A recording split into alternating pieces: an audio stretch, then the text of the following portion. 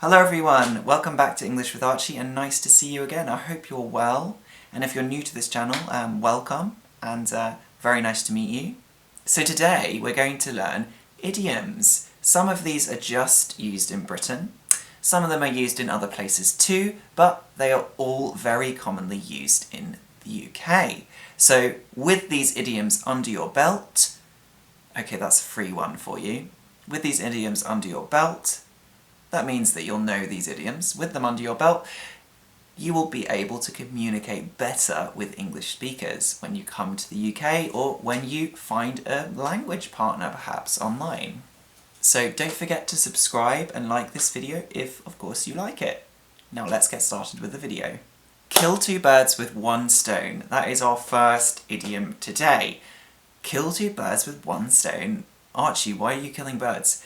I'm not killing birds. So kill two birds with one stone means to get two jobs done with one single action.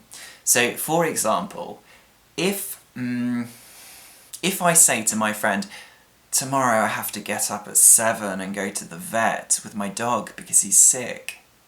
And then my friend says to me, oh, well actually I've got to go to the bike shop at 7:30 to get my bike repaired. That's really early for a bike shop. I don't think this is very realistic. So my friend might say, well, how about I drive you to the vets, take your dog, and then after that we can go to the bike shop and you can help me because I don't really know what I'm doing with bikes, you know that? And that way we'll kill two birds with one stone. Do two jobs with one single action. Kill two birds with one stone.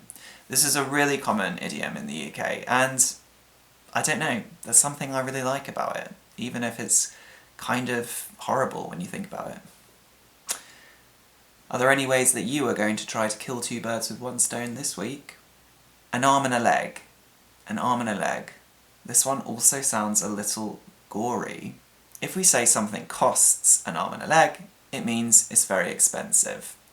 So I could say, how much did you pay for that bag?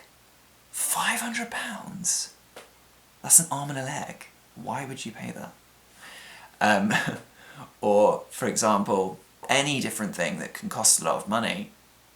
The restaurant bill was £80. That's an arm and a leg. It was just one simple main course and a glass of wine. Now, I'm quite a cautious person with money, so I don't tend to buy things that cost an arm and a leg. I like to go for the cheap things. But if something does, then, you know, I might say, no thank you, that's too expensive. It costs an arm and a leg. Though, I probably wouldn't tell someone it costs an arm and a leg, because that might be a bit rude. I'd probably just say, I'll think about it. What's the origin of this phrase? Well, it goes back a long time, but during the American Civil War, if a soldier had lost an arm and a leg, then the government paid lots of money to that soldier. Therefore, it cost the government a lot of money. And ever since then, it's had this meaning of costing a lot. It costs an arm and a leg. It means it costs a lot of money. Don't count your chickens before they hatch. Don't count your chickens before they hatch. This is a funny one. Any idea what it could mean? How about I give you an example? So, a girl does her exam, and she's really happy. She thinks it went really well, but she hasn't got the result yet. But anyway, she starts thinking, oh, what am I gonna do when I get to Oxford University? Okay, I think I'll live here. I think me and Sarah are gonna live together. And she's making lots and lots of plans, but she still doesn't know if she actually passed the exam or got the grade she wanted. So someone might say, don't count your chickens before they hatch. So what does it mean? It means don't assume the best thing or a good thing will happen and then make plans because of that. You don't know what the result is of a situation, so you have to wait and see what the result is first. So if I have some eggs, if I have 8 eggs, I can't assume that I'm going to have 8 chicks. Maybe 2 of them won't survive and I'll only have 6 chicks. Did you ever count your chickens before they had hatched and come to regret it later? Method to my madness. if there is method to my madness, then that means even if what I'm doing looks crazy, underneath it there is a good reason to do that, or there is a method and a plan. For example, sometimes I paint pictures. Okay, this is not a made-up example, this is real. Sometimes I paint pictures, and someone might say to me,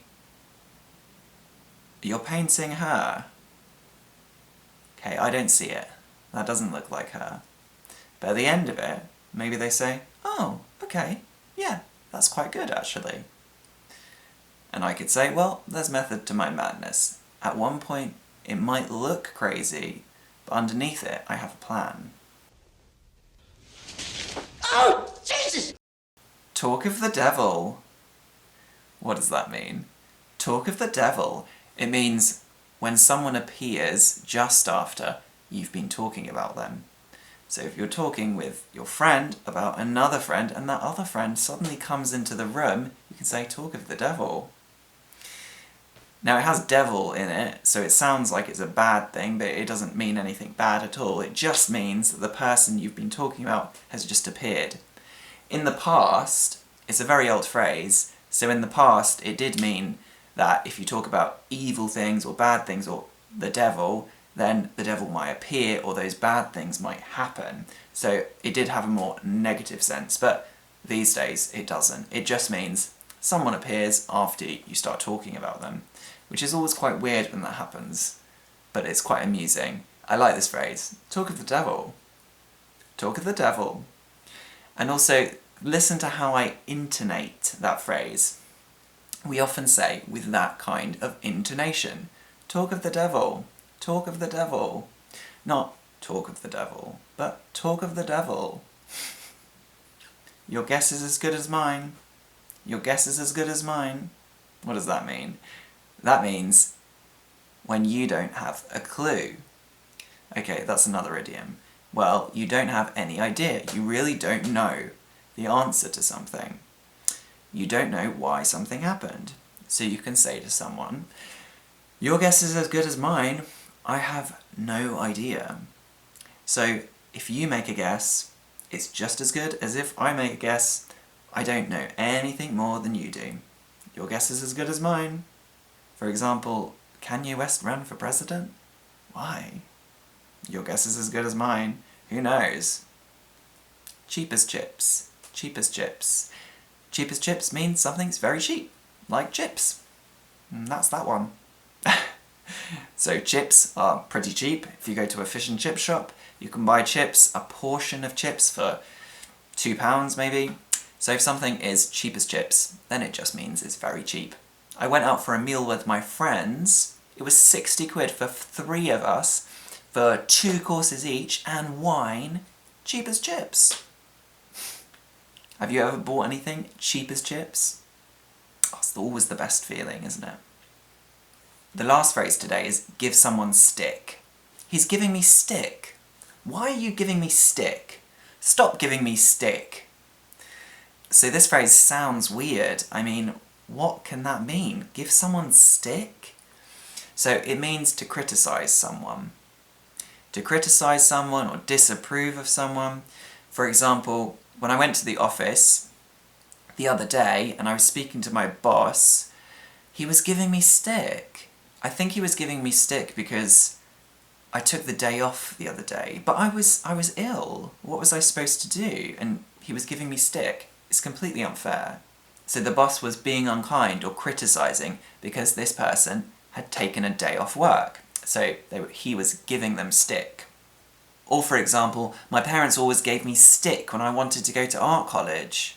They wanted me to study law, but there are actually a lot of idioms with the word stick. If you know any more idioms in English with the word stick, write them below.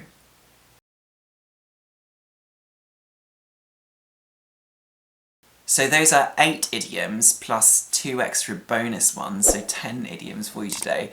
I hope that satisfied your idiom cravings, and it was really nice to see you. If there's something you would really like a video about, then let me know, always in the comments, and I'll see if I can arrange a video around that topic in the future. hope you have a lovely rest of your day, and I'll see you again soon. Bye!